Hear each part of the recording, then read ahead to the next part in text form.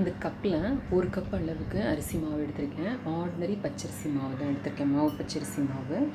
அதுக்கு பாதி அளவுக்கு நம்ம வேக வச்சு மசித்த சக்கரவள்ளி கிழங்கை எடுத்துக்கலாம். நீங்கள் எந்த கப் வேணாலும் எடுத்துக்கலாம். அந்த கப்பில் ஒரு கப் அளவுக்கு அரிசி மாவு எடுத்திங்கன்னா பாதி கப் அளவுக்கு மசித்த சக்கரவள்ளி கிழங்கு எடுத்துக்கோங்க.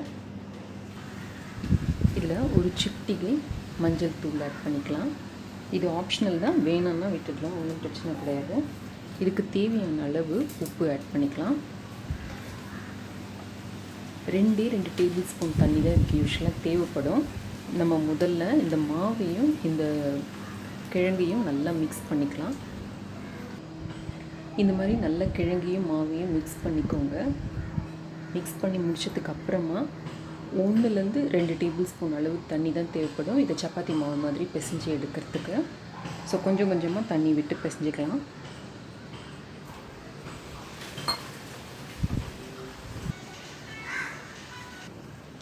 இந்த மாதிரி ஒரு மாவாக பிசைஞ்சு எடுத்துக்கோங்க. ரொம்ப கையில் ஒட்டாத அளவுக்கு நல்லா வர மாதிரி மாவை பிசைஞ்சு எடுத்துக்கோங்க. இப்போ நம்மளோட மாவு ரெடியாக இருக்குது. சின்ன சின்ன உருண்டைகளாக உருட்டி எடுத்து திரட்டிக்கலாம். நம்ம அதில் கொஞ்சமாக ஹோம்மேட் மைதா மாவை ஆட் பண்ணுறேன். இதை ஆட் பண்ணிக்கலாம், இல்லை கார்ன்ஃப்ளவர் கூட ஆட் பண்ணிக்கலாம், இல்லை அரிசி மாவி கூட ஆட் பண்ணிக்கலாம். ஆட் பண்ணிவிட்டு இதை இப்போ திரட்டிக்கலாம்.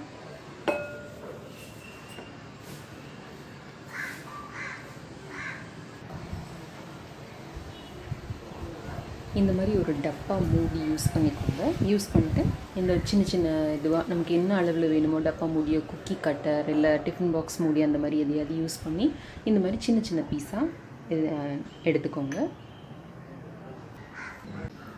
1/2 லிட்டர் பாலை நான் நல்லா 1/4 லிட்டர் ஆகிற அளவுக்கு நல்லா குறுக்கி காய்ச்சிருக்கேன்.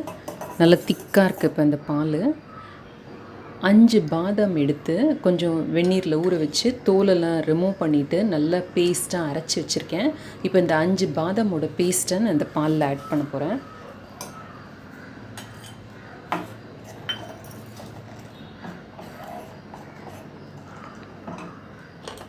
இதோட கூட கொஞ்சம் குங்குமப்பூ, கலர் மற்றும் அந்த இதுக்காக, ஃப்ளேவருக்காக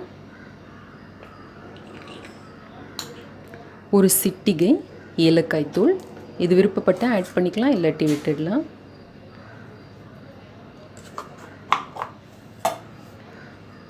சின்ன சின்ன பீஸாக நறுக்கி வச்சுருக்கிற பாதாம் மற்றும் பிஸ்தா இதையும் இப்போ ஆட் பண்ண போகிறேன்.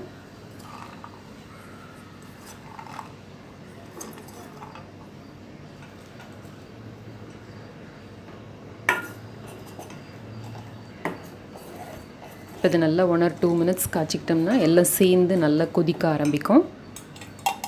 நான் இன்றைக்கி இதில் இனிப்புக்கு வெல்லம் ஆட் பண்ண போகிறேன். ஆல்ரெடி வெல்லம் வந்து நான் தண்ணி ஊற்றி ஃப்ரிட்ஜில் எப்பவும் வச்சுருப்பேன். ஸோ அதை தான் இன்றைக்கி வடிகட்டி ஆட் பண்ண போகிறேன். இது நம்ம சுவைக்கேற்ப தேவையான அளவு ஆட் பண்ணிக்கலாம்.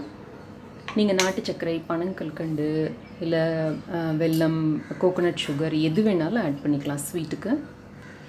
நான் ஒரு 3 டேபிள் ஸ்பூன் அளவுக்கு இந்த வெல்ல கரைசல் ஆட் பண்ணுறேன்.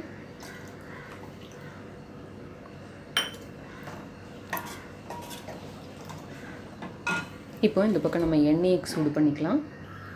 எண்ணெய் நல்லா சூடாக இருக்குது. இந்த பூரிகளை இதில் போட்டு பொரித்து எடுத்துடலாம். இது நீங்கள் எந்த சைஸில் வேணாலும் போட்டுக்கலாம். நான் வந்து சின்ன சின்னதாக இருந்தால் அழகாக இருக்கும் அப்படிங்கிறதுனால நான் இந்த மாதிரி போட்டிருக்கேன். இது நம்ம நார்மல் கோதுமை மாவு இல்லை மைதா மாவு யூஸ் பண்ணி பண்ணுற மாதிரியே நல்லா உப்பி நல்லா வருங்க. டேஸ்ட்டும் ரொம்ப நல்லாயிருக்கும்.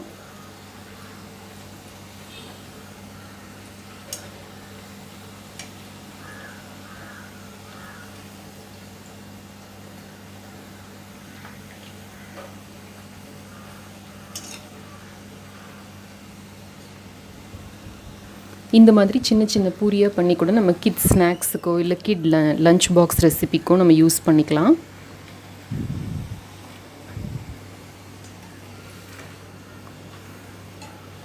ரெண்டு பக்கமும் நல்லா பொன்னிறம் ஆகிற வரைக்கும் இந்த பூரிக்குள்ளே பொரித்து எடுத்துக்கலாம். இப்போ நம்மளோட ஸ்வீட் பொட்டேட்டோ பூரிஸ் ரெடி. இப்போ இந்த மாதிரியே பாக்கி இருக்கிற எல்லா பூரிகளையும் பொரித்து எடுத்துக்கலாம். இப்போ நம்மளோட ஸ்வீட் பொட்டேட்டோ பூரிஸ் ரெடி. இதை நல்லா சூடாகவும் சர்வ் பண்ணலாம், நல்ல சில்லுன்னு ஆக்கிட்டும் சர்வ் பண்ணலாம். சில்லுன்னு ஆக்கிற மாதிரி இருந்தால் இதை முதல்லையே செய்து ஃப்ரிட்ஜில் வச்சு நல்லா சில்லுன்னு வச்சுக்கோங்க.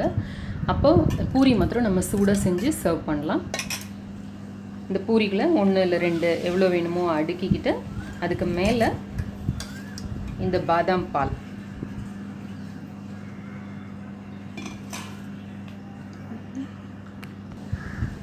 இப்போ நம்மளோட சக்கரவள்ளி கிழங்கு பாதாம் பூரி ரெடி.